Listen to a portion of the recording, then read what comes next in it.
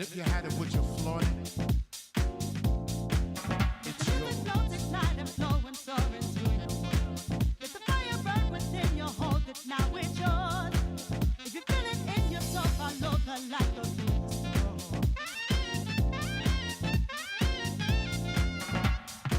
You've stayed true to your quest, so let the beauty that is the musical universe engulf you.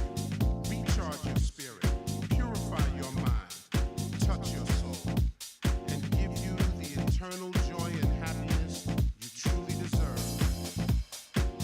You now have the knowledge. Do you want it? And if you had it, would you flaunt it?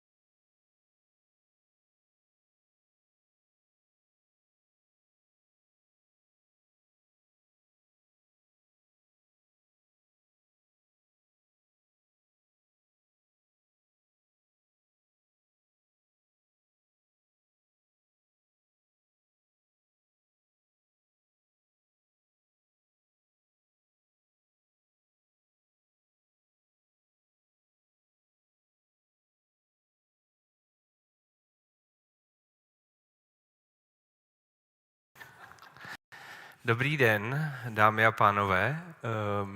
Vítám vás na dnešní tiskové konferenci k daru turecké NHK Collection. Vaše excelence, dámy a pánové, drazí hosté, Your Excellency, ladies and gentlemen, dear guests, Huma, René Block, Marek Pokorný, Mr. Director. I will just say in English in the start, it will mainly be in Czech, the first part, but the translation should be here in English, so you should be able to read that. It's AI, so it's trying to catch up with the real world, but we tried it and it works quite well. So I will go back to Czech now. Lidická sbírka umění při Památníku Lidice dnešním dnem získává zásadní dar v podobě 65 uměleckých děl z Nahid a Huma Kabakci Collection, který velkoryse věnuje turecko-britská správkyně této kolekce Huma Kabakci. Tento dar představuje nejvýznamnější přírůstek do lidické sbírky umění v posledních letech a zdůrazňuje obnovený mezinárodní profil sbírky a její poslání veřejné na solidaritě založené kolekci, která vznikla v 60. letech 20. století díky Siru Barnettu Strossovi. V rámci této tiskové konference bych vám nejprve rád představil samotné vzniknutí sbírky a její logiku. Nacházíme se v Lidicích a jak řada z vás ví, Lidice byla až do června 1942 nevinnou obcí, kde se žilo jakýkoliv další obci. Bohužel po atentátu na říšského zastupujícího Reinharda Heydricha byla obec Lidice neprávem vybrána pro likvidaci a odehrál se zde takzvaný Lidice masakr. Vlastně tato byla první mezinárodně uznaný válečný zločin nebo přiznaný válečný zločin nacistického Německa, který oni zdokumentovali a na základě něho vznikla mezinárodní solidární spoustu hnutí a jedno z nich se jmenovalo Lidice shall live, které založil Sir Barnet Stross, v době této fotografie ještě pouze zastupitel obce nebo města Stoke-on-Trent, Barnet Stross. Barnet Stross byl spoluzakladatelem hnutí Lidice shall live, které právě ze Stoku nám darovalo, nebo nám Lidicím po válce darovalo 45 000 liber, které vybrali horníci ze Stoku během války. 45 000 liber je v dnešní době cca 2 miliony až 3 miliony liber. A musím vám říct, že upřímně nedávno jsem Stoke navštívil a dodnes je Stoke velice chudou částí Velké Británie a je neuvěřitelné, jakou obětavostí horníci a pracující z Stoku v té době se obětovali pro budoucí Lidice a pro odkaz Lidic. Po válce tedy díky tomuto daru zde vzniká nová obec, ve které se právě nacházíme, vrací se do Lidic život, vzniká zde díky Barnettu Strossovi také růžový sad, který najdete na druhé straně obce. A v 60. letech tedy vzniká i budova muzea v tom místě, kde je dneska a kulturní dům, ve kterém se zde nacházíme. Jak jistě dobře vidíte, i v 60. letech zde před kulturním domem byla vystavená partizánská karara, která zde stojí dodnes před vstupem. Bohužel s lidickou sbírkou umění, kterou někteří z vás se budou dnes poprvé seznamovat, i když s námi je již skoro 60 let, tak ta měla trošku delší cestu do Lidic. Umění k Lidicím patřilo, vznikla zde řada návrhů, vznikla zde řada návrhů na sochy, některý z nich vznikly v pietním území, ale ne všechny samozřejmě se zde podařilo vybudovat. A v 60. letech, v listopadu 66, se Barnetu Štrosovi povedlo vyjednat s československou vládou závazek vybudování galerie v Lidicích. A na tento popud, tedy v listopadu roku 1966, čili příští rok, budeme slavit 60 let od tohoto momentu, Barnet Štros napsal veřejnou výzvu, nebo spíš zavřenou výzvu pro umělce z celého světa, aby darovali díla do Lidic, do malé vznikající galerie, pár děl, která měla tuto galerii vyšperkovat v uvozovkách. Během prvního léta v roku 1967, bohužel v květnu Barnet Štros umírá a do Lidic ale překvapivě pro řadu lidí přichází ne 30 nebo 40 uměleckých děl, ale přes 160 a rok na to, dokonce v roce 1968, se číslo navýší na 350 celkově děl, které sem přišly. V tom samém roce, v tom roce 1967, potom prvním části těch děl, které sem přišly, je část daru, speciálně od zahraničních umělců, vystavena nahoře, v prvním patře, jelikož samozřejmě, kde se dneska nacházíme, to byl kulturní dům, tohle to byl sál, kde se tančilo, napravo ode mě je místo, kde bylo pódium a nalevo, kam dnes nemůžete, tak tam byl salonek, kde byla vesnická zábava nejenom pro občany Lidic a občanky. Jelikož těch děl přišlo opravdu hodně, tak část z toho daru byla umístěna přímo do zámku Nelahozevse, kde v té době měl depozitář nově vznikající galerie, Středočeská galerie, kterou neznáme jako Galerie Středočeského kraje. Ta také dostala za úkol se o lidickou sbírku postarat do doby, než bude galerie vybudována v Lidicích, a v listopadu roku 1967 až na 5 děl je zbytek sbírky převezen do Nelahozevse. V roce 1967 se o Štrosově výzvě dozvídá mladý německý galerista René Block, kterého zde dneska taky vítám mezi námi, a ten v Berlíně uspořádal výstavu Homáž a Lidice, což byla dle jeho vlastních slov první výstava v západním Německu, která se zabírala odkazem nacionálně socialistické historie Německa. Musíme si uvědomit, že se v té době nacházíme v době, kdy synové objevují hříchy svých otců, čili v 60. letech v Německu. René Block měl za cíl sbírku darovat Lidicím od začátku a pozval spřátelené umělce z galerie, kteří v té době byli povětšinou mladí umělci. Chtěli je darovat nové galerii v Lidicích, akorát, že se dozvěděl, že v Lidicích žádná galerie není, a tím pádem nevěděl, došel za ním Jindřich Chalupecký do západního Německa a řekl mu, že můžou vystavovat nebo že by bylo ideální vystavit tu donaci v galerii Václava Špály na Národní třídě.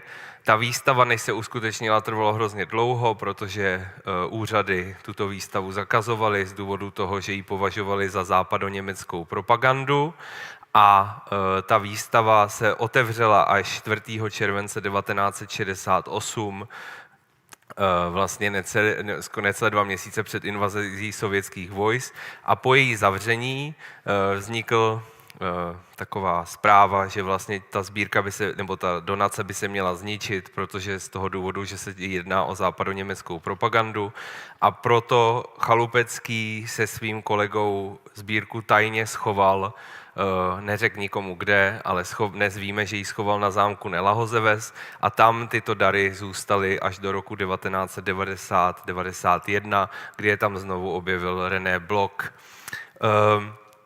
Mezi těmi dary jsou díla, která v dnešní době jsou nejvýznamnější svou hodnotou v naší sbírce. Je to Gerharda Richtera Onkel Rudy, který je v této době na výstavě v Louis Vuitton Foundation v Paříži na velké retrospektivě Gerharda Richtera. Dále je to například Blinky Palermo, což je jeden z mála děl Blinkyho Palerma vůbec v tomto regionu, a nebo Sigmar Polke, který je ve vedlejší místnosti. Jak jsem mi říkal, 70. 80. léta úplně nepřáli Lidický sbírce umění, byla schována na zámku Nelahozevsi, a to z toho důvodu, že na konci 60. let se československá vláda z důvodu nedostatku peněz rozhodla zrušit projekt nové galerie pro Lidice.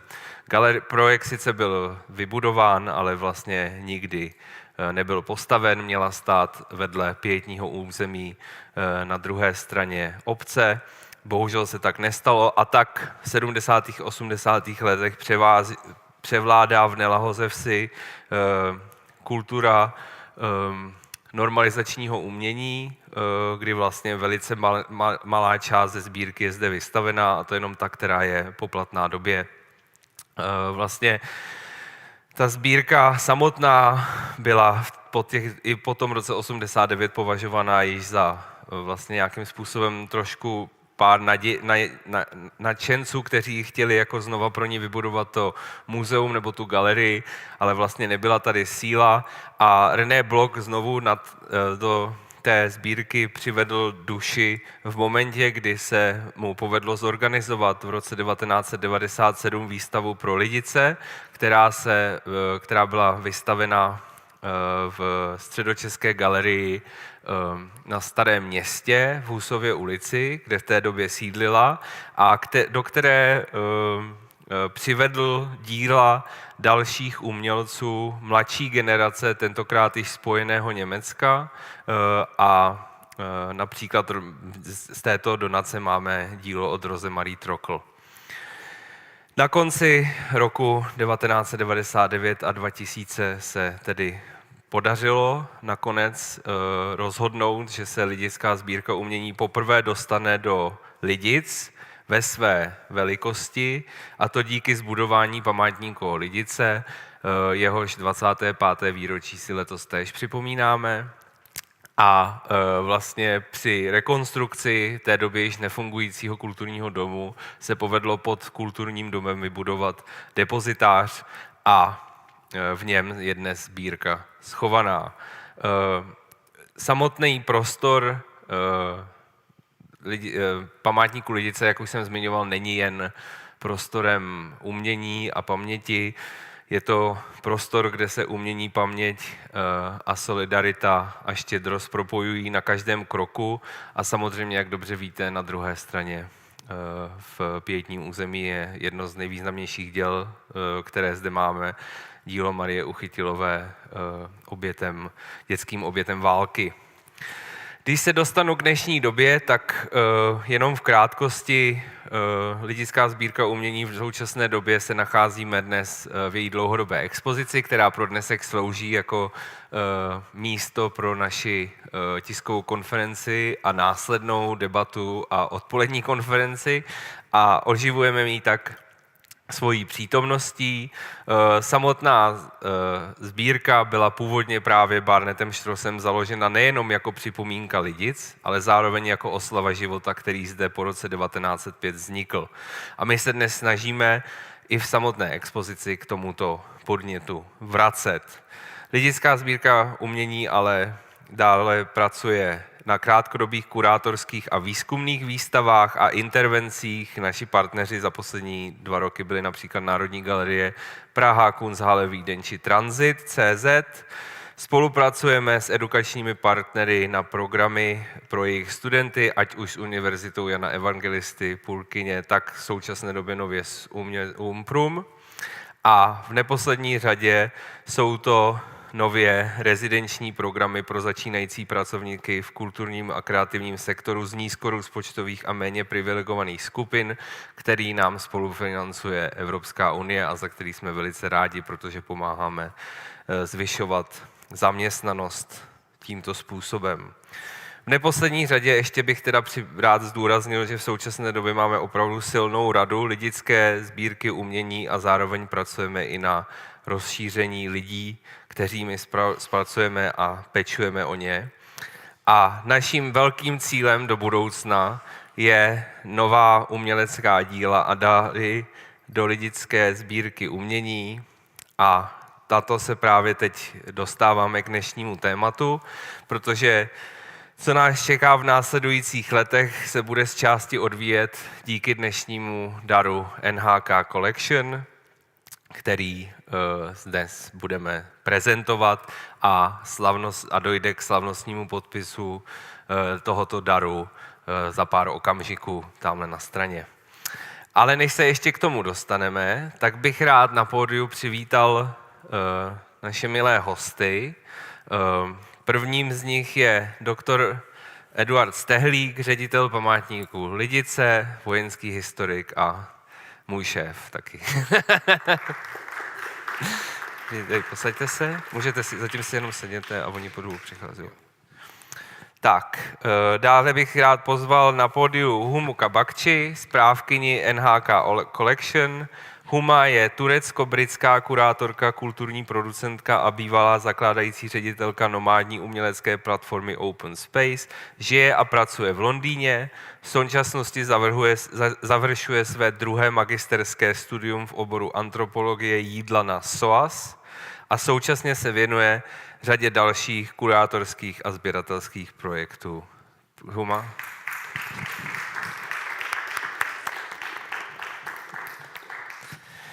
Dále bych rád přivítal Reného Blocka, kterého jsem již několikrát zmínil. René Block začal působit jako nezávislý kurátor poté, co vedl výstavní program ve svých galeriích Galerie René Block v Berlíně a René Block Gallery Ltd. V New Yorku. V tomto období úzce spolupracoval s tehdejšími nastupujícími umělci, mimo jiné s již zmiňovaným Gerhardem Richtem, Sigmarem Bolkem, Brehmem, Hodenikem, Wolfgangem Vostelem, Josefem Boysem a Namju Pajkem. V roce 1972 začal Block pracovat jako kurátor pro Neue Berliner Kunstfeiern, Berliner Fächern a Akademii umění a následně v řadě jiných institucí, mimo jiné Institut für Auslandsbeziehungen. Sorry, moje němčina není nejlepší. Takže rád bych přivítal Reného Blocka na pódiu, přišel mezi nás.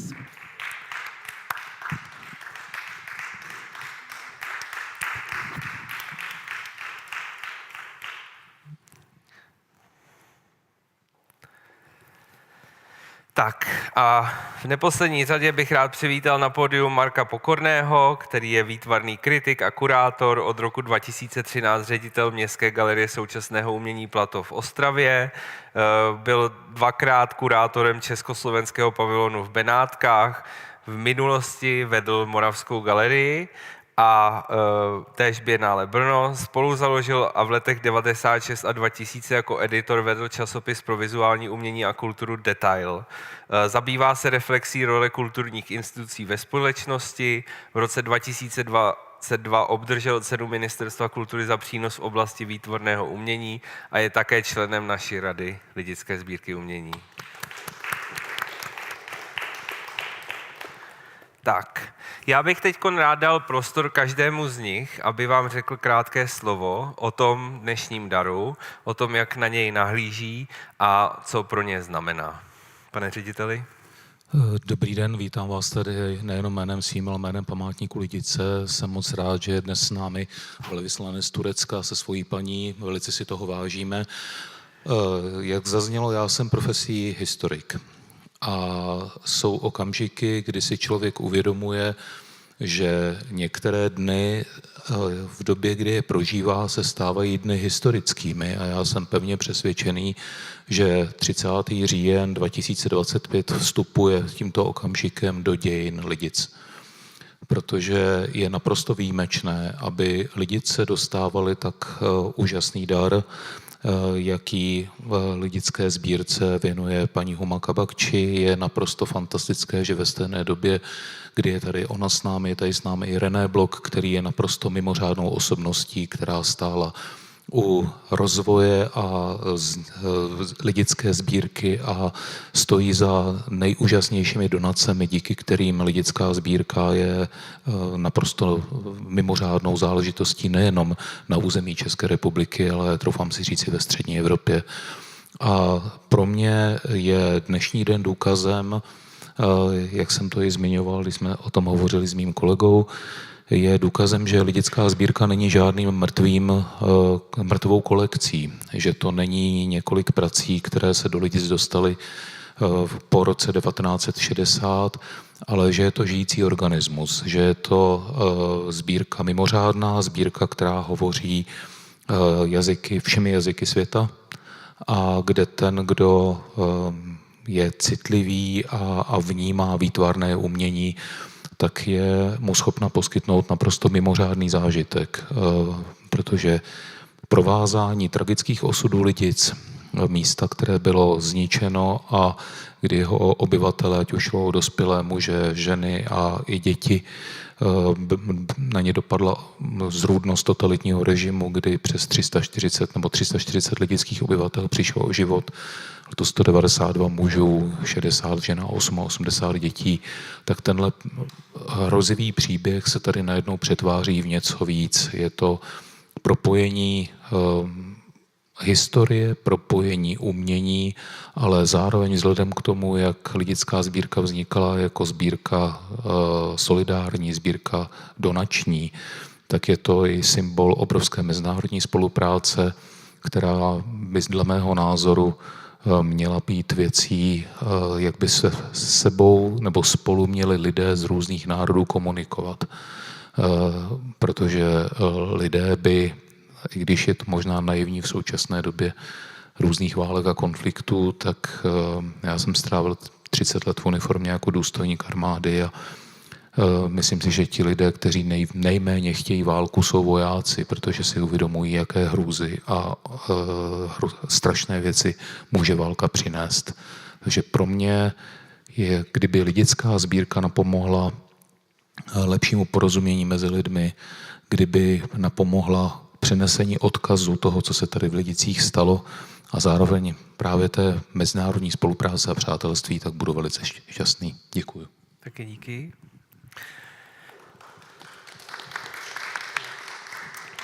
Tak, já bych rád pozval Humu k krátkému vyjádření. Huma bude mluvit anglicky, tady se vám to bude překládat, ale kdybyste měli jakýkoliv dotaz, tak mi řekněte, já to okamžitě přeložím pro vás taky. Takže Huma, thank you can please have some words. Thank you. It's my great honor to be here today. I would first like to thank Dr. Eduard Stehlík and Miloslav for fostering this conversation. It took about 2 years to formulate this, and it's my great honor to be here and also to honor my late father's legacy and what he's done, and hopefully to carry the baton, but in a different way. Obviously, it's also a great pleasure to be on this panel today with visionary curator and, collector and gallerist René Block, and to be on this, with all of you. And to foster the Turkish and Czech Republic relations, as well as to really think about solidarity, because I think it's so important as private collectors to really think about social responsibility, because collections shouldn't just be hoarded or put in a storage space or just be treated as commodity. And how can we share, how can we kind of open up to a wider public discourse is something that I always thought about and I grew up with. Just to give a bit of context, the collection wasn't always named NHK Collection. It first started with my late father opening up a gallery in 1980s called Ramco Sanat Galerisi gallery. And before that, he studied in the German school in Istanbul and then Darmstadt in Germany in mechanical engineering. So he was in construction. But in Germany, he discovered art, and he was very passionate about like the works of Dali, for instance, and it was a missed opportunity much later in the years for him, and that's how he learned. But he started collecting in the late 1980s, and well, I was born in 1990, and that year he actually did, and the collection was named Kabakci Collection back then.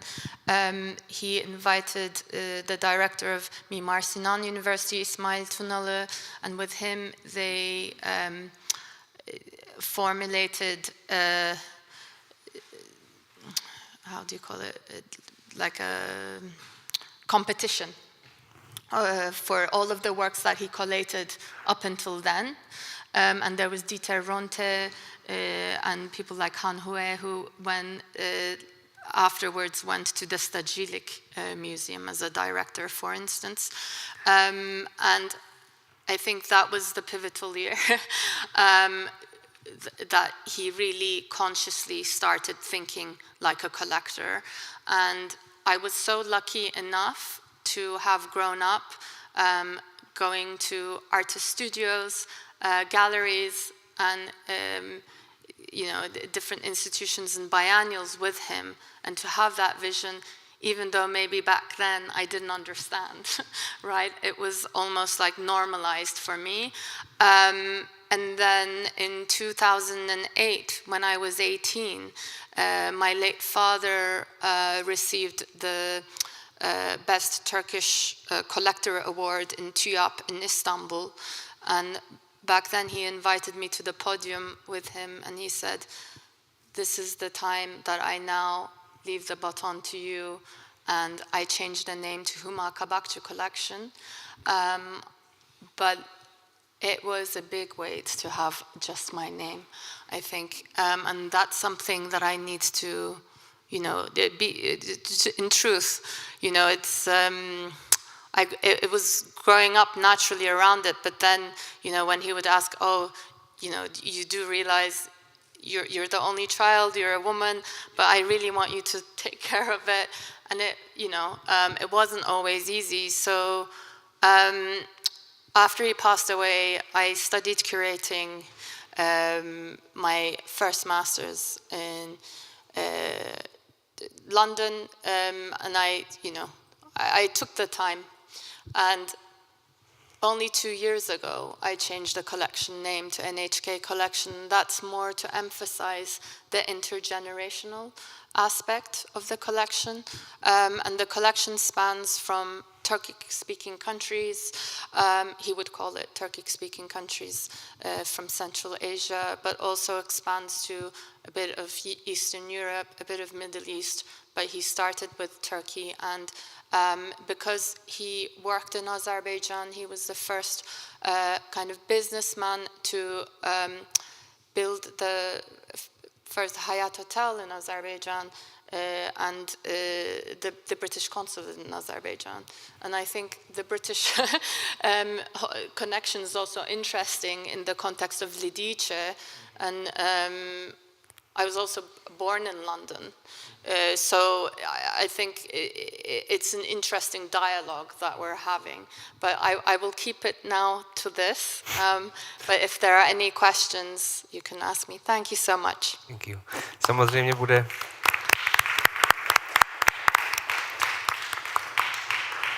Samozřejmě, pokud budete mít dotazy, tak za chvilinku budete mít prostor pro ně. Dále bych poprosil tedy Reného Blocka, jestli by nám řekl jenom pár slov ke svému odkazu, I will say it in English, obviously. Sorry, I just started speaking in Czech and I saw your face and I realized, pardon me, my mistake.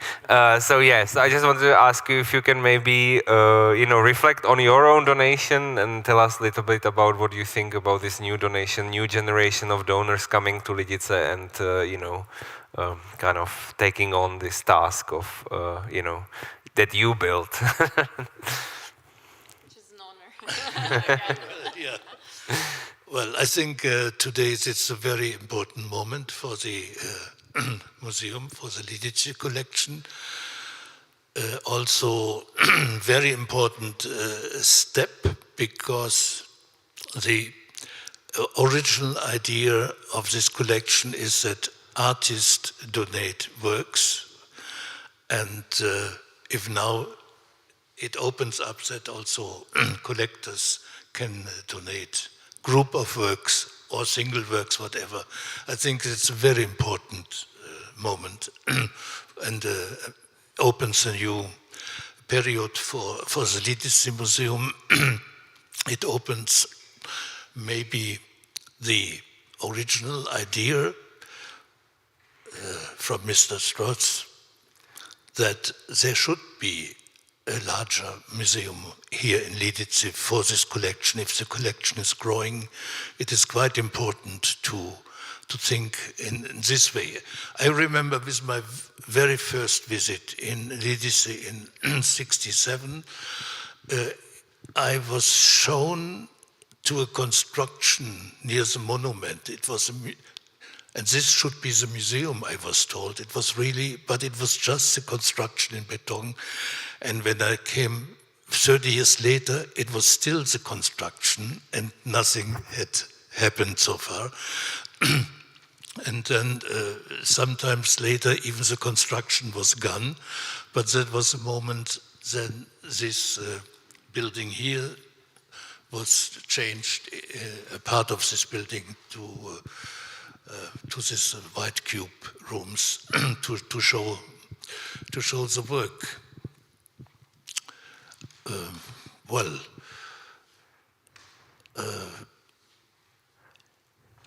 It's also a big difference from the start in 1967 that I was involved until now, because now you sit here and you will design a bit later a contract. That means there is an official moment of giving. When I collected in 1967 this work, it was 21 German artists, and brought them here. I was a young private person. What can a young private person, to whom should I give this? I didn't know anybody in Czechoslovakia or in Prague, so to whom should I give this 20 works at that time? It was then Mr. Kalupetsky, the art historian, who had invited to make this exhibition in the Spala Gallery, and then was the Russian occupation during that time in 1968, and the works were taken and hidden somewhere, and everybody forgot about. Only in the beginning of the 90s, with a research for another exhibition, they were found again. And when I made a second call to the then younger German generation to think about Lidice and our somehow responsibility, I think that's also very important and a big difference. We had a certain responsibility for this. When I talked to the artists, they understood. And we had this second group of paintings. By then, we could show both donations together in Prague in the Museum of the Black Madonna. It was quite important, but there was still no address to give the works at that time. And I think then the National Museum took over, and and then this developed. Only just to say, you mentioned when you were born, fantastic, 90. Well, My soul is older. I was born in 42, and 42 is a year when Lidice happened. So my age is always in connection with this place. Well, that's, sorry, very personal, but... It's wonderful. Thank you so much. Thank you for your personal note.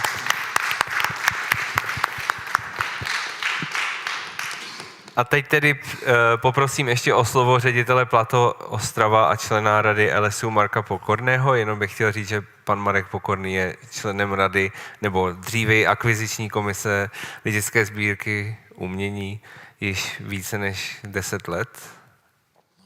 15, takže opravdu zde zažil celou historii a my si velice vážíme, že pokračuje ve své roli člena rady, i když jsme ji teď rozšířili a přivedli jsme do ní nové hlasy, včetně hlasů zástupců obce v roli místostarosty Lidic, čili pane Pokorný, můžu vás poprosit. Já možná jenom velmi krátce a osobně. Já jsem se narodil 5 let před uskutečněním daru Reného Blocka. Vyrůstal jsem v době, kdy Lidice na jedné straně byly tím skutečným symbolem tragické události v dějinách, která se dotýká téhleté společnosti, a na druhé straně byly ideologicky vytěžovány, abych tak řekl. A zároveň jako školák jsem se účastnil soutěže mezinárodní dětské kresby nebo výtvarného umění. A tohle všechno se po roce 90 mírně změnilo v okamžiku, kdy jsem zjistil, že jsem byl obdarován velmi specificky tím, že vznikla tady Lidická galerie a Lidická sbírka a byl znovu objeven dar z roku 68 od René Blocka a pro nás tehdy naprosto zásadních umělců. A za těch 30 let, vlastně od toho roku 95, 93, kdy se tento dar začal objevovat na veřejnosti a zabývali jsme se jim, tak vlastně to byla doba určité frustrace také, protože ta sbírka jakoby neměla ukotvení v téhle společnosti.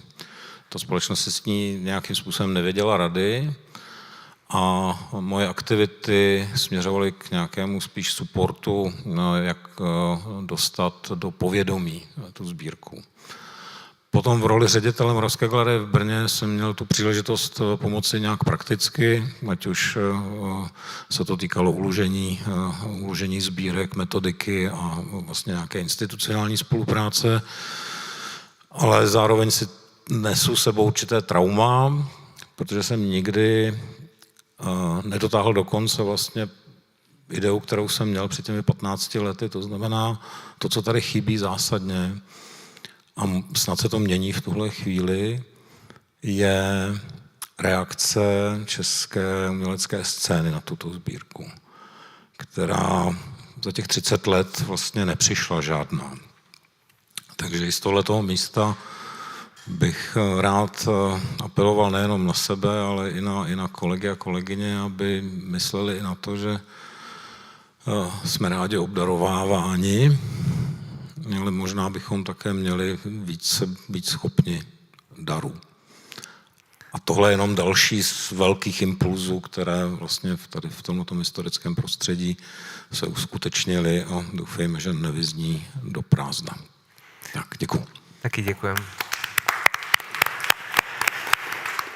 Tak, já mám teď tu čest požádat pana ředitele a Humu, so I will say it in English, so Mr. Director and Huma, please may I ask you to take your seats over there and sign the donation list.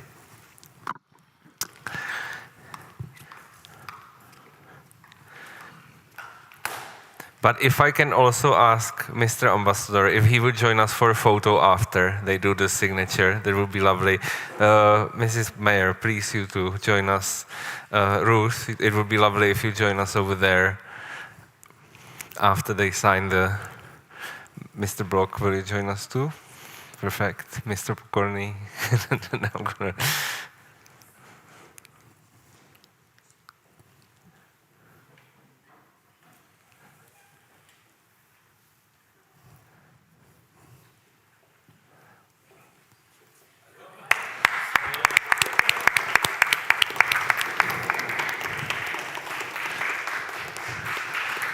And now, if you can stay, just please sit down still. Yeah, take a photo, and then we will have the others join you. Sorry, I will just reorganize it now.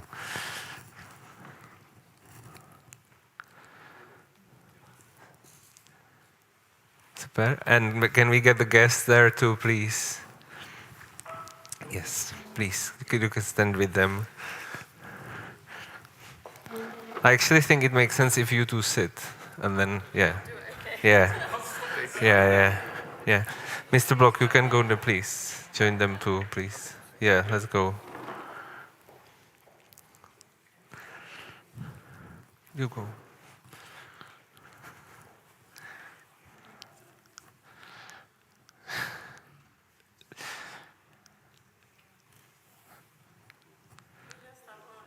Okay.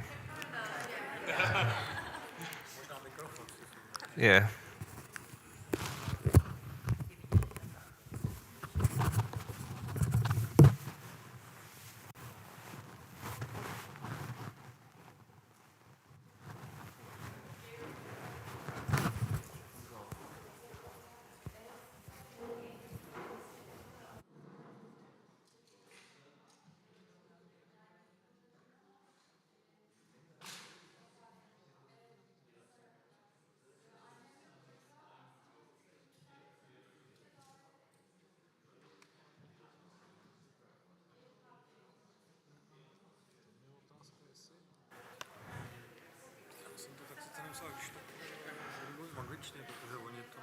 No, my to uděláme v angličtině, tohle už. Jo. To už potom, teďkon to bude.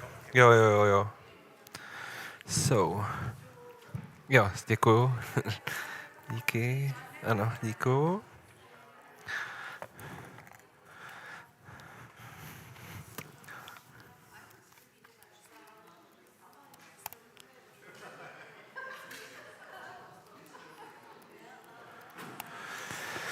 So, because we are still going live, I want to go for the stream and for you to, I will say it in Czech, sorry, takže já budu pokračovat v češtině, se musím přeorientovat na to.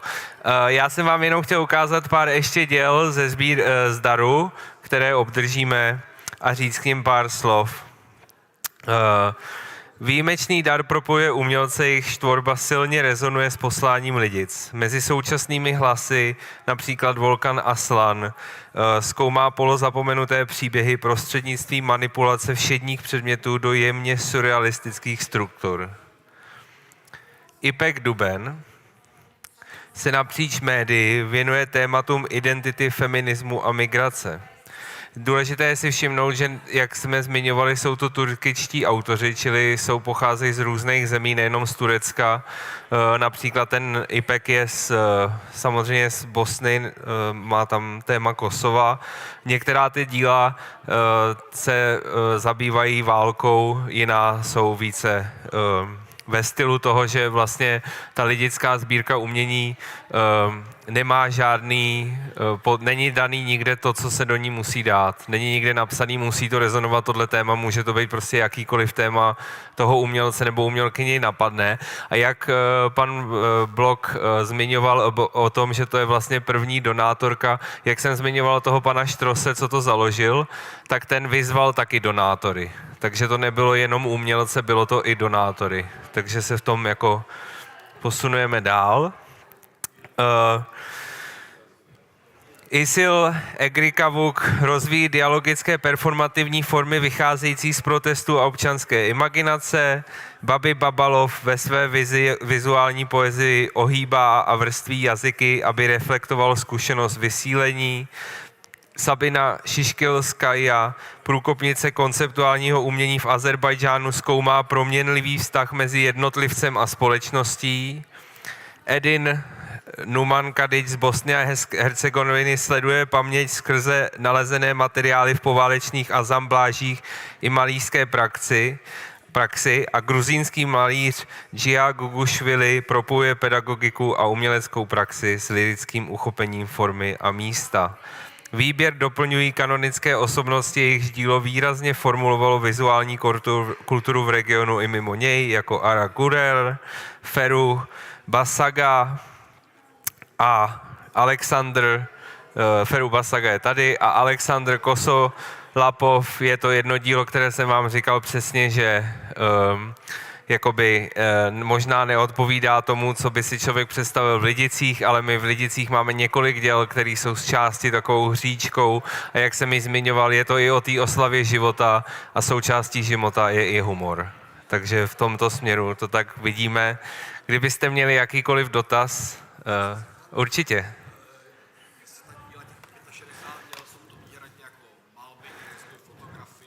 Jo, jestli můžete, když tak do toho jenom.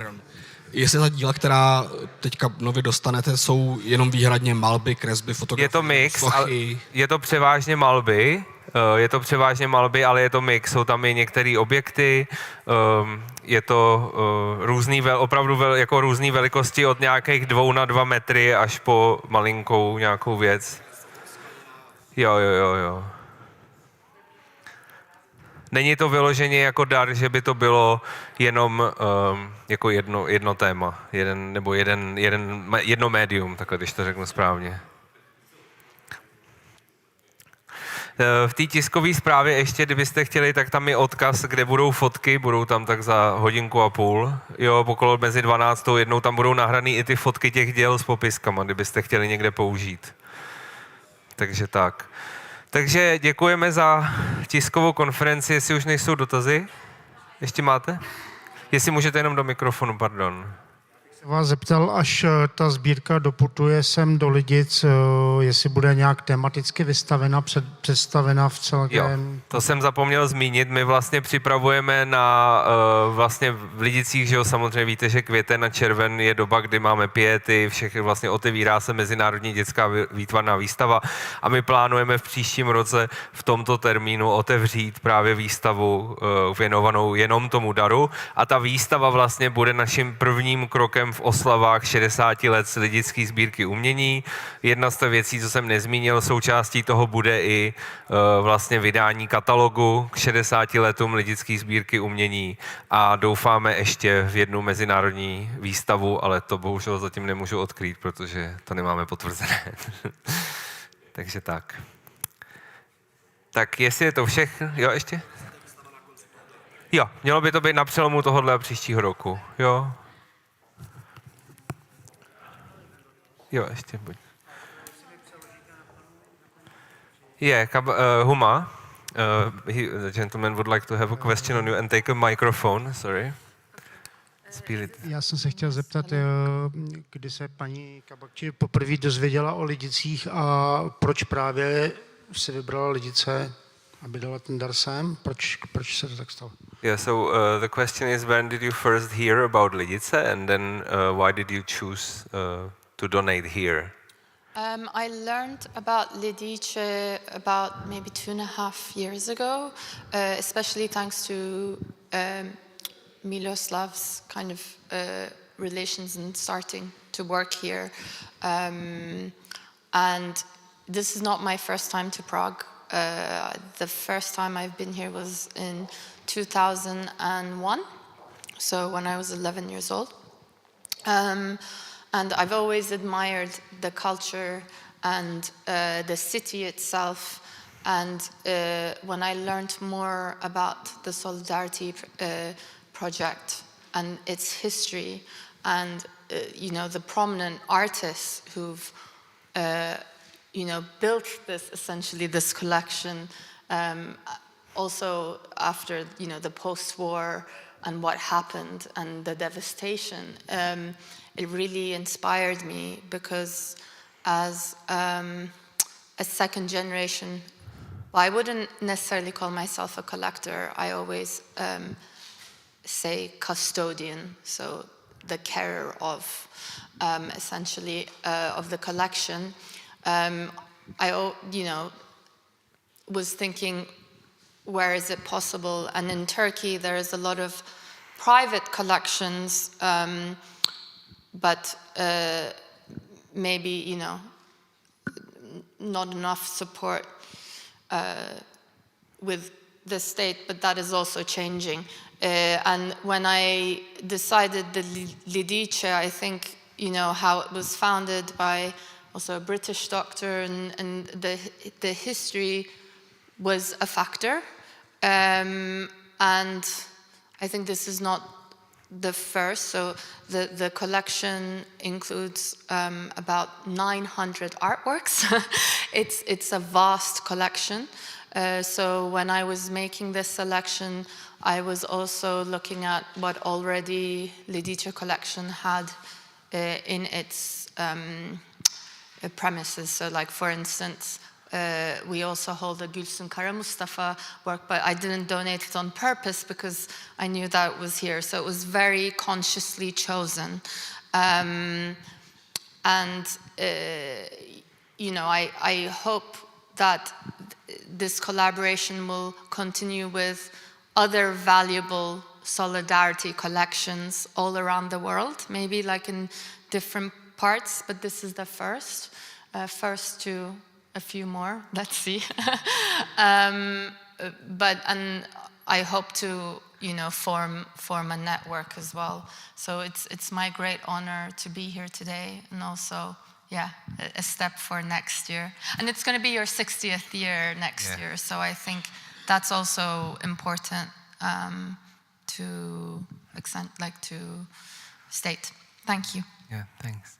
Já bych jenom dodal, že vlastně těch solidárních sbírek na světě je několik, ale jako vlastně ty jakoby všechny z nich mají nějaký prvek, prostě, kdy ty umělci nebo umělkyně nebo ty donátoři, kdo toho dávají, vlastně nějakým způsobem se snaží tu solidaritu vytvořit a dát jí ten důraz. A to je i ten důvod, proč my jsme začali dávat větší důraz tomu tématu té solidarity z našeho prvku, protože si myslíme, že opravdu to neuvěřitelná platforma, že umělecká sbírka není pohlížená jenom na nějakým způsobem toho, že bychom se měli jako učit o tom umění, ale že předává i tohleto poselství, který je vlastně důležitý pro celou společnost. A to, co se tady vlastně odehrává, kdy se tady setkávají vlastně na místě neuvěřitelného zločinu umělecká díla od autorů a autorek z celého světa, dokazuje, že když spolu lidé spolupracují, tak dokáží skvělé věci. Dík. A samozřejmě děkujeme mega Humě. Thank you. Thank you.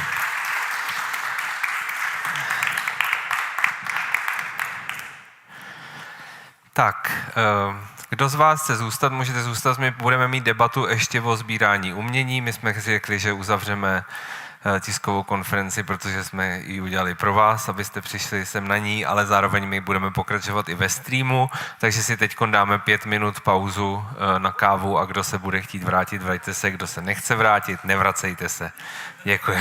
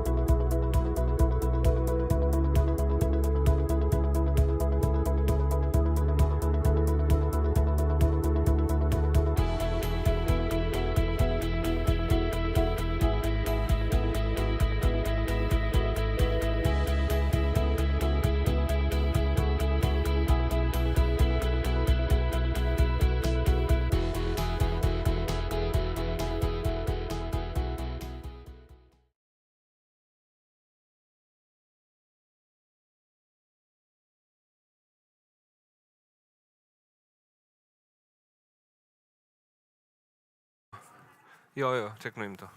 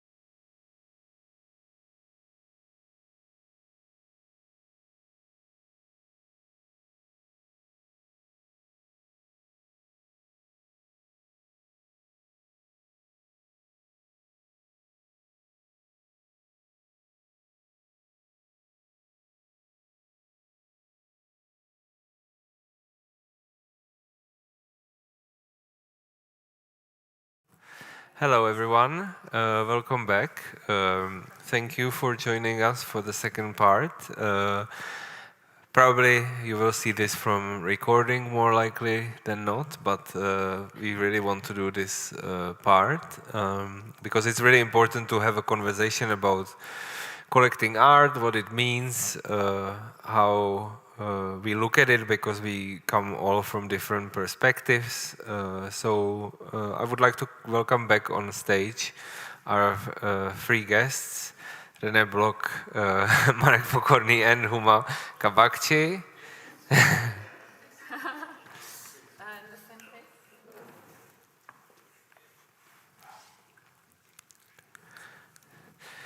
Huma, you will give us a presentation? Yeah. Okay, marvelous. So please, everyone, use your own mic, I was told. Okay, thank you so much. Would you like me to... Yeah, so arrow down is... Arrow down is the move. Okay. Yeah. I won't maybe repeat myself from... So I think you have like 10 minutes and then we have like 20 minutes conversation. Okay, no pressure. Yeah. No, can it be shorter? Yeah, okay, thank you. Thank you, Miloslav, and yeah, I thanked Dr. Eduard Stehlík before as well. It's really important for me to be here today, and such an honor. Okay, a bit of background about the collection and my role as a custodian, and a curator living between London and Istanbul, and the importance of my late father's legacy, but also the donation process, and hopefully how his legacy will live off in other very prominent institutions like the Lidice, and it's, I think, great that it starts with solidarity. So a bit about the NHK Collection. It wasn't always called NHK Collection. It first started in the late 1980s.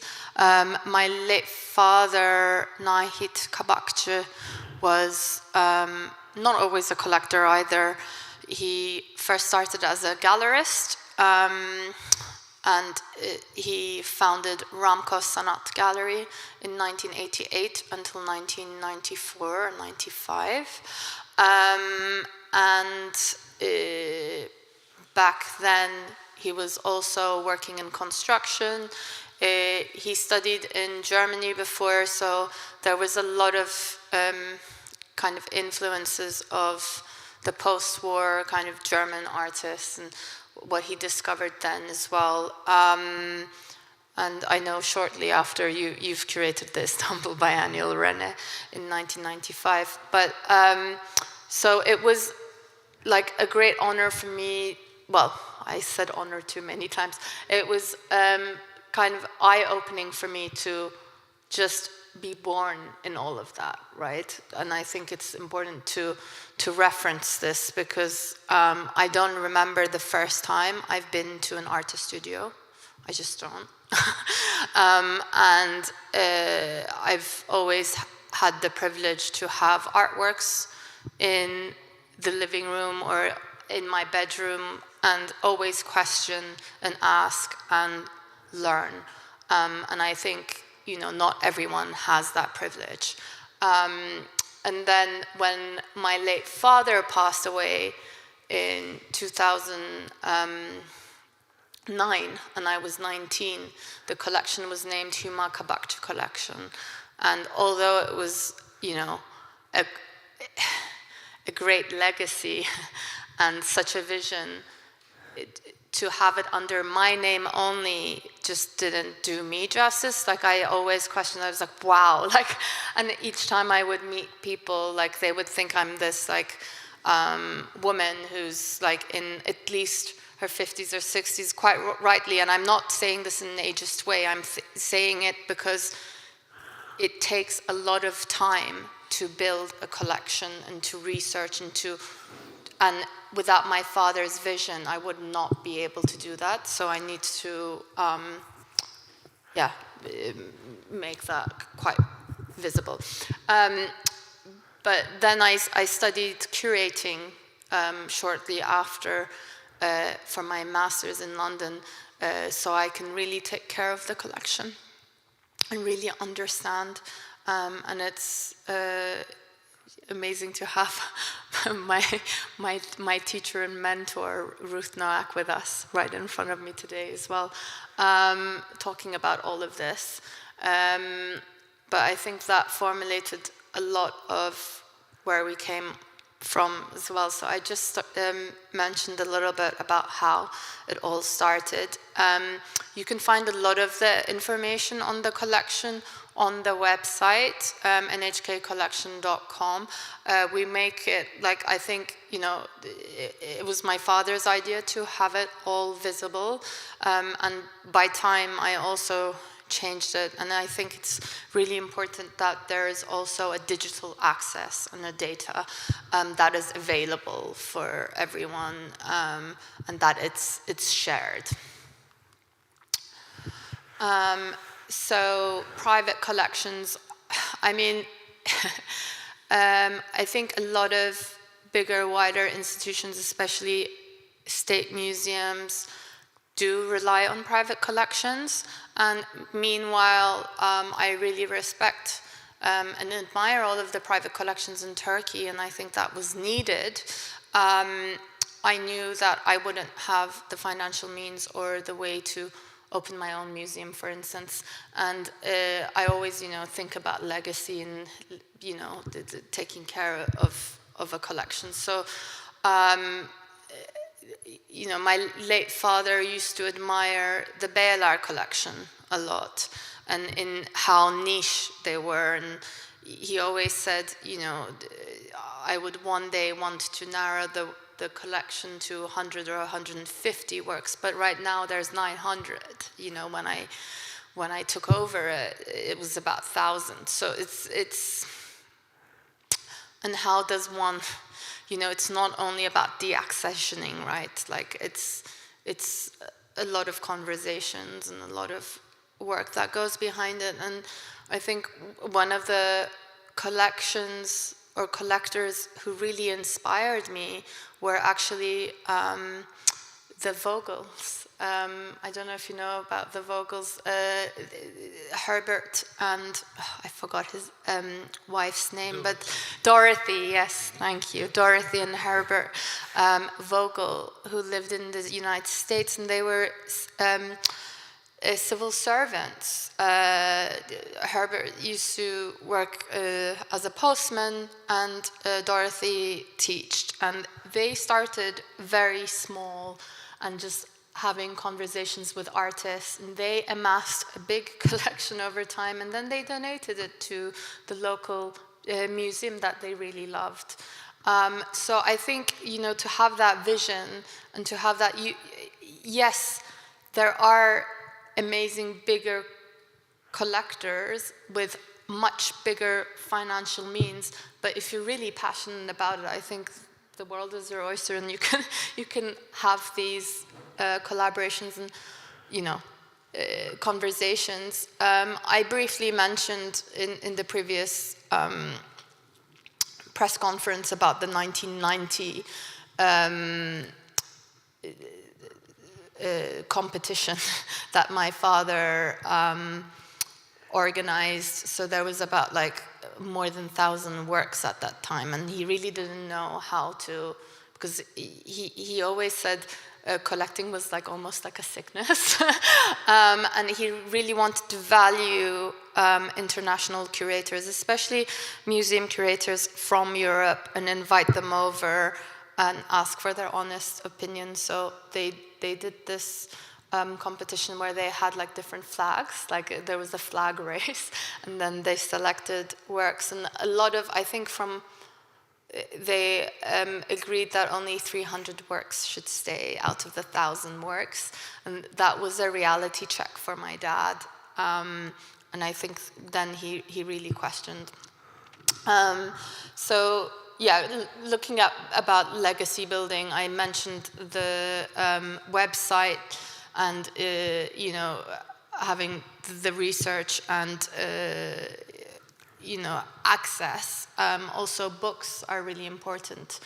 So whenever we had museum shows or collaborations, we've always tried to co-publish or publish books. The one in the middle was also a book was made more in the memory of my father to honor him. And then in 2017 was the first museum show that I co-curated with an art historian in Turkey, in Istanbul, for the Pera Museum, called Memory and Continuity, and we selected about 100 works, and I think that was a pivotal moment as well to showcase that. So why I think curating is really important in the context of collection, because that really shapes up what a collection is and how it gets structured or formulated, right? Because you can't just start buying art. I think it's very important to have that dialogue, to have, and I'm really blessed and quite, happy that I had the education I had, and without that I wouldn't be able to. I'm not gonna read out all of these, but these were some of the points I made. So why curating is so important, and the display and in the context of care, right? So yeah, building connections, art ecosystem, and I think that's what we're doing here today with the Lidice, collection. And I think for me, it's really important to stay curious, be curious, learn, relearn, and just know that there is this interconnection. There's, our histories are maybe so different, but there are always things that connect us. I don't know why I used this image. Yeah, this image was more in the context of the places I visited with my late father. So the first time I went to Art Basel, I was 15. The biennial, pretty much in my teens as well. And I really need to also emphasize that I had that vision passed to me. Okay, 1 minute, so we will wrap it up. But just to kind of give some parts of like the diversity of the collection, the Malevich piece actually will come here. So I think it's important. I mentioned it when you were in the press conference, when you were all there, I gave them also okay, the so presentation you gave of the donation. So yes, so we don't need to regurgitate. But yeah, I think it's important to show that diversity and to also emphasize that I added on to the collection from the perspective of coming from a different generation, being a woman, and there were a lot of men in the collection, and I added some women as well, and I think that's also important to emphasize. So I think on that note, I can wrap it up, and thank you so much. Thank you. Great. So let's talk a little bit more about collecting art, because it's a wonderful thing, important for the society as well, I think. And in the context of the Solidarity Collection we are here, I think it's a good thing. So I was wondering, maybe going back to the short introduction and talking about your relationship with the collecting in Czech, Marek. Maybe can you tell us a little bit more about your kind of overview and understanding of it here? Because it's, to me, like someone who was quite a long time away, sometimes it feels really archaic, or maybe sometimes like almost, when I came back, it felt like people really didn't care. The society, I don't mean the people who wanted to collect, they wanted to collect. From the public, I don't mean the private collectors, yeah. The collecting in Czech Republic is a quite precarious topics, because there were the long history of non-collecting or specific collecting of art. It means we can concentrate on the history from, I don't know, 50s till today. And there were the etaps of very specific ideologically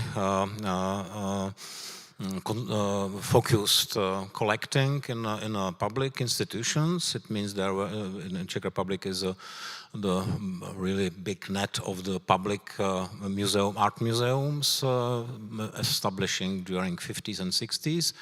But their collection are based on a collection from era before Second World War, or on arts they buy through the lens of social realism or ideologically undermined positions, underpinned positions.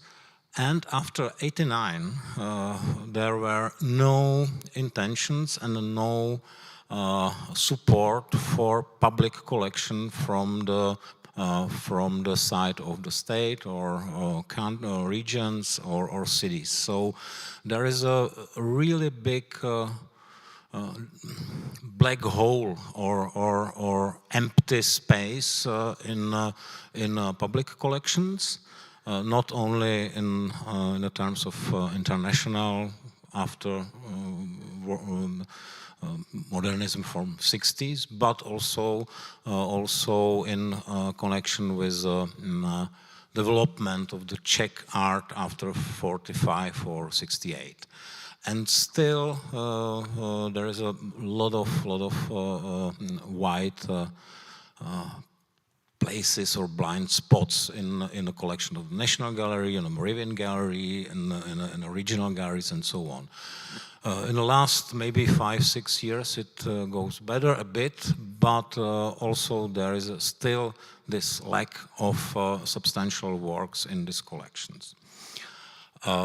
And nobody cares about it because it costs money and the state have no money. The discourse of 90s is concentrated around necessity of earn the money by museums themselves, which is the crazy idea, and it makes no sense. And parallelly, in the last 10 years, there were built the really big, really huge private collections. And there is a battle between the private collectors in Czech Republic and the public institution. They got no money for it.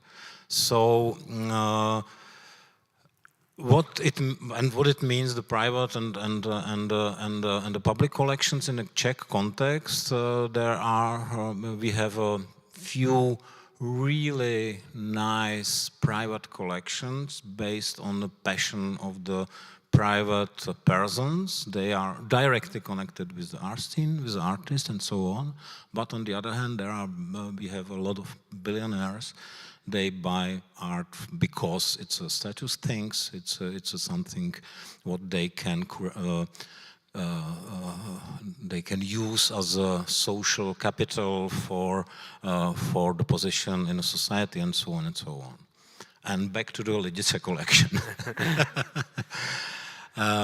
From my perspective, mainly the gifts by René Block from the 67 and 97 is the second or almost got almost the same meanings for the public collections and public institution as the state collection, the state zakoupenou, brought collection from 20s. It's a French modernism which belongs to the National Gallery at the moment. I think it's on the same level. I agree. Yeah, the body of works, intentions from different perspectives, but intentions are almost the same, and everybody knows. Almost everybody knows the meaning or the lot about the French collection in the National Gallery, but only few people are aware about the importance of the collection in Lidice. And what's the point in the terms of maybe solidarity or something like that? Artists, collectors, gallerists, curators take care about the solidarity from 60s till today. Public institutions don't understand this kind of solidarity, and they don't. Then they did almost nothing to be a partner for artists and people. They give something to this collection. And in Lidice, it means what will be with Lidice Memorial, and with Lidice as a specific place of symbolical value and place with a historical memory in the next 10, 20, 30 years. The people died. This is the new social structure, this place, the life in a village and so on and so on. We can commemorate a lot of things in the memorial, but art and contemporary art are something what is vivid, and we can deal with it, and we can commemorate, and we can reflect, and we can act through the art and with the art and the collection of Lidice Gallery. And this is the promise for the future. So the promise from the state from the end of the 60s to build art museum or gallery in Lidice is still something what is fundamental for the future, not for the collection, not for the gift, but for the memory of Lidice. And this is what I said many times on different occasions. I communicated about it with many ministers of cultures, and nobody cares about it. So, and what I'm a bit frustrating with the Czech art scene They are really aware sometimes when they can see something specific in a gallery, but for a long time they don't care about what happens with the institutional framework of it and with intentions of our possibilities of these collections. Maybe now the situation is changing because we have on the table the many issues connected with the solidarity. It's a solidarity with Palestine. It is a solidarity in a frame of the members of the Czech art scene because of precarious situation in the field of earn money or to take care about themselves and so on and so on. But I don't think that they will take for a long time, for we still need to build the institutional infrastructure for development in the field of this collection, which is the main issue. And I'm saying with myself, I said it before, that I never did what I think it must be done. It means to build the mutual gift from the Czech artist to the Lidice collection. Yeah. We miss here in Lidice collection something like gifts you made in the last 60 years with you now. And this is something what I'm wonder. Yeah. And I started with this idea 12 years ago, but I failed. Yeah. I never did my best to do it. I got it in my mind that it is one of the biggest frustration in my life that I never ended this idea and this necessity, I think. So, and now it's the right time to start to do it. I agree. You maybe. No, let's do it. I definitely think it makes sense. And by the way, just to connect there, because there was a Czechoslovak, I don't know if you know about this, there was this Czechoslovak actually open call in 72. You know this one? Yeah. Because they rejected it.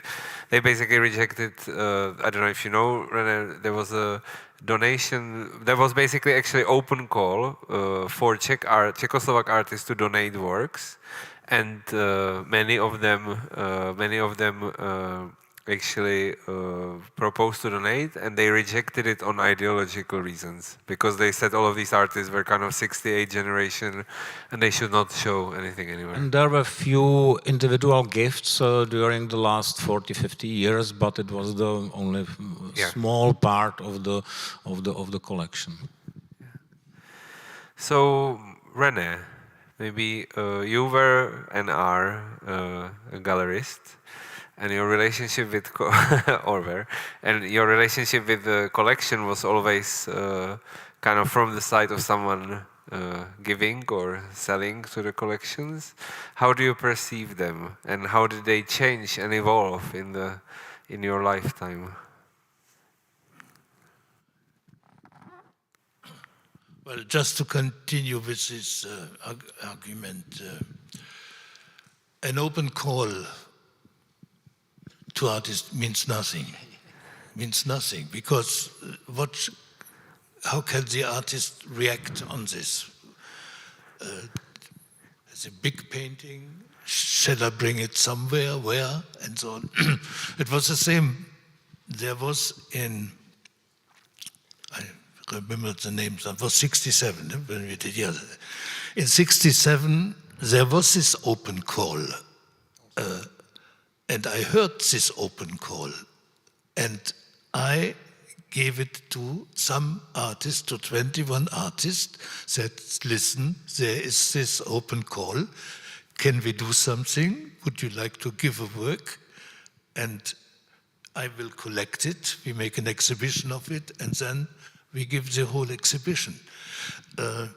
So the artists are ready to answer, to give, but they do not want to know to whom to send it. I mean, that was really an open call. There is a poor artist in the studio and said, here's a painting, but to whom in Czech shall I send my painting? There is no address, there is nothing. So I think even, especially also in Czech, it should be then somehow organized. It's not just the open call, but it's and this is my failure. Because we started to think with Edith Jeřábková and Jiří Kovanda. I initiate this initiative maybe 2013 or 2012. And we start to think about, not about the open call, but about the direct communication with artists, but we never finished it. So this is my my personal frustration. Yeah. Well, about collecting, it's a fantastic theme. There are so many things to say about so different ways of collecting.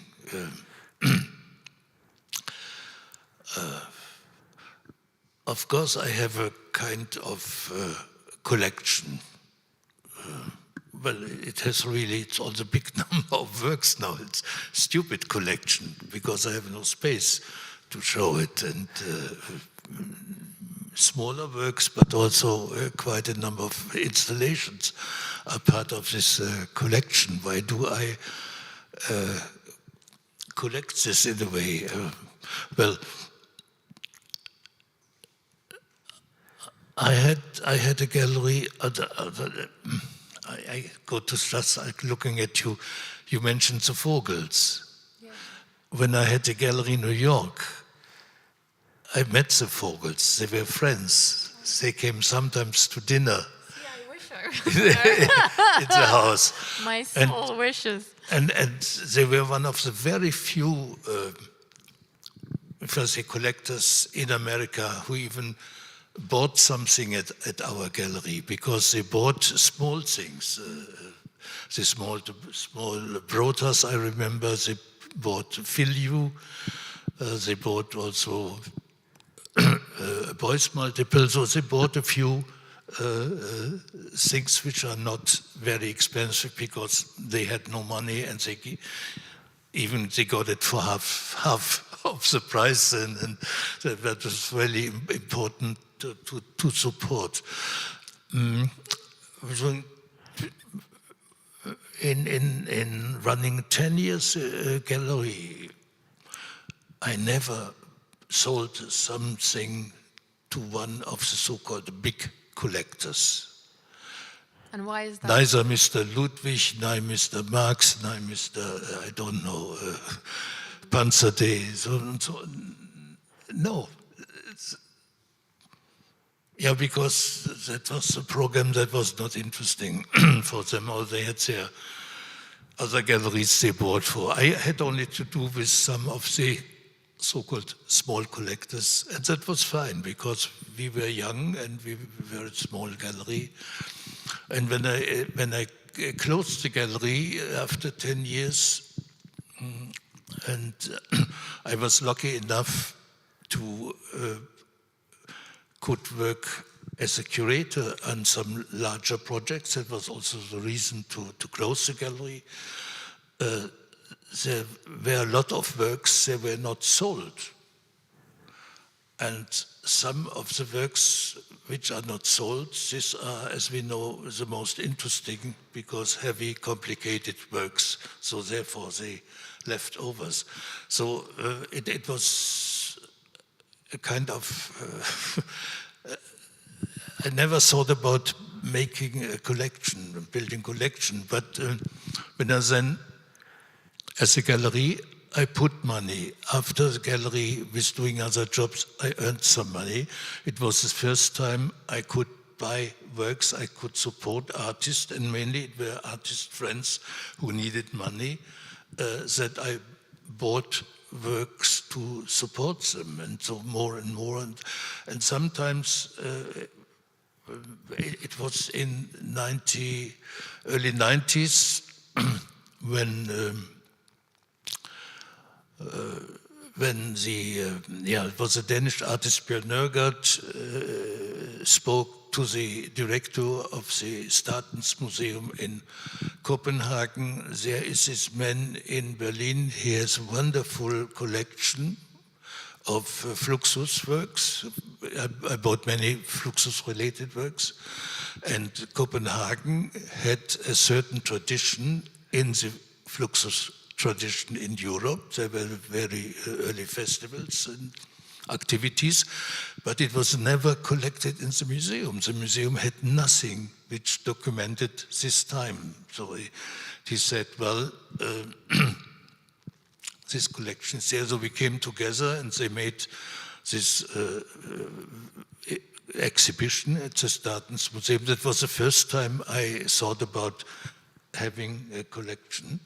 And the idea was that this collection should go to Staatsmuseum. I don't know which way. I didn't think for selling, loan, whatever.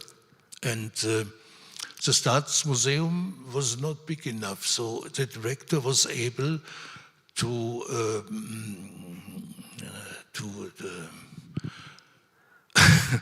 manage that they get a new building behind the Staatsmuseum for that collection. After 2 years, he got sick. There was a new director, and this lady was only interested in 19th century art, and she said she does not want to have this material. So I got it back, the whole thing. So, and gave it later. It's now, say, part of it is in Istanbul, part of it is in Nuremberg, at the loan of the new museum in Nuremberg. And it was a kind also of base for the museum collection Arte in Istanbul, because this was the first time that I had a chance to build up a collection when there was this idea of building up a collection for the Koch Foundation, which will be later go into a museum. There was nothing. That was absolutely point zero, and it was for me a fantastic job to build up a concept for a collection. It was, of course, Turkish art, contemporary Turkish art, and aber bringing this artist in a dialogue with international. Yeah, you put them in a trajectory, and I think it was very inspirational for me as a young person visiting Artar when it first opened and have that access when, like you said, there wasn't. And I think that really inspired and made other collections then open their collections up, because that was the starting point. And I think, what you did for the Koch was quite... Yeah, so, but this was really... I'm just in awe, sorry. Very kind of you, but from my point of view, the other collection was I would say in German, Ansammlung. I do not know the English work. It was... in a way that I added during the time. The collection was always a documentation about my work, my curator work. So, when I started to get very much involved in the Balkan Turkey scene from the 90s, I was able to buy a lot of, and must today say, very important work from those artists, because at that time nobody was really interested, especially in Istanbul. After seeing the third Biennale, then I had the chance to force myself, and I met Gülsün Kara Mustafa and Halle Tenger and Aisha Erkman, Füsun Onur. these fantastic, strong women with fantastic work, but they had no collectors at that time. So I was really able to buy important work from them, which then I could later give back now to other collection. They are there. Well, I don't know what I was going to say about the 100 ways of collecting and making things. Either is, yeah, one. And that is a difference, of course, then between private collections and if you have the responsibility to establish and to create a public collection. Even Arte is a private museum, but it is a public collection in a way. And I would now think what nobody knows in the world, what they have on treasuries, they can make for years interesting exhibitions out of this collection development concept, and what they're doing already. So developing a program which has base.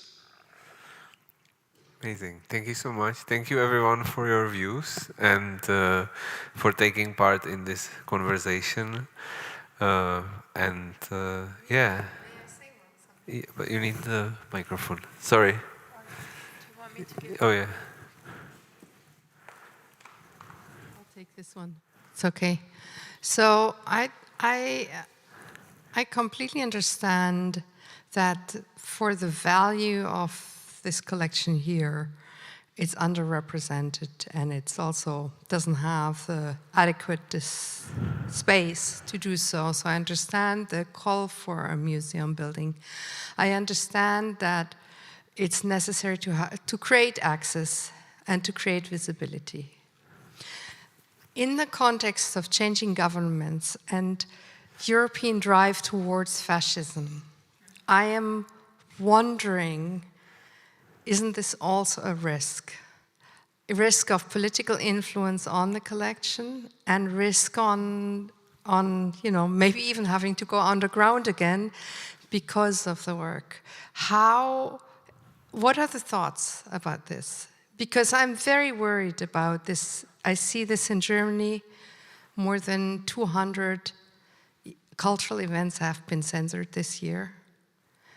You know, we're still thinking we're a democracy, but more than 200 or self-censored because of the chilling effect of politics right now. So, and then another part of it is, I somehow like that Lidice is not in the center. I somehow very much like that you have to make a commitment to come here in order to see this art. It's also a way to honor this art or to really focus on it. So I think there is an ambivalence. It's not so easy question. So this is really a question to you, Mila. Well, maybe Marek can say something. Yeah.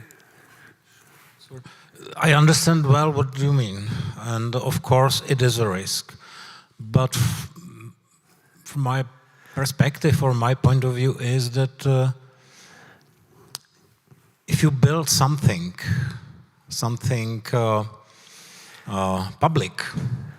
public institution, public collection, I don't know what,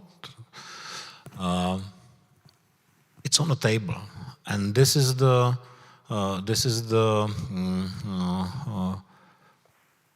subject or object of a public debate and public political battle, of course. If you got nothing, you don't worry about nothing, but there is no possibility to do publicly, to do something publicly. And it's not the only question of the Lidice collection or Lidice memorial. It's a question of the normal city museum or city gallery of contemporary art. We are always under some suspicious in a certain way all the times. But we built something, and now it's a question of the political ideological battle about values And maybe we fail, maybe we win, but it's on a table. If something is hidden, nobody cares. And of course, it's a big risk, mainly in this situation we are now. But I'm always realistic optimist. I watch Colombo a lot, and it's always every crime is about love or money, and I always think that like you have to look for the funding elsewhere, because I don't take it as a granted, because the funding in Czech, regardless if it's a state institution or if it's a non-for-profit, is very scarce. And I think maybe this time could be benefit for us that we will all learn how to fundraise, which I think would be helpful for the whole art scene. I think this is very missing, and it's really, I think the Czech grants system is extremely generous. I will be exactly the opposite what other people think. I think if, from the context of living in Britain and seeing it in Europe, it's, you get really money for your projects. You probably don't get money for your wages, but, you do get some. So I think the fundraising is the answer for me, because I think that's the way how to not be, grateful to someone for political reasons, but be, kind of trying to sell your product, if I say this way, because I don't mind talking about it as a product, and you then try it. If you fail, you fail. This is just the reality. But I don't see a problem if you fail in something, because it's a part of the life. So you fail, yeah, exactly. So it's a. But it's, obviously it's going to be challenging. The reality is this is a state institution, so if the state decides something, then it decides something, and we can just walk out through the front door, I hope. So, yeah. Anyway, but yeah, it's an opportunity, as always. I have to say that we are running over time quite a lot, so let's finish the conversation and let's go for a break. And then, if anyone is watching online, we will also have a conference at 1 o'clock. So, 1. Thanks. Okay, thank you.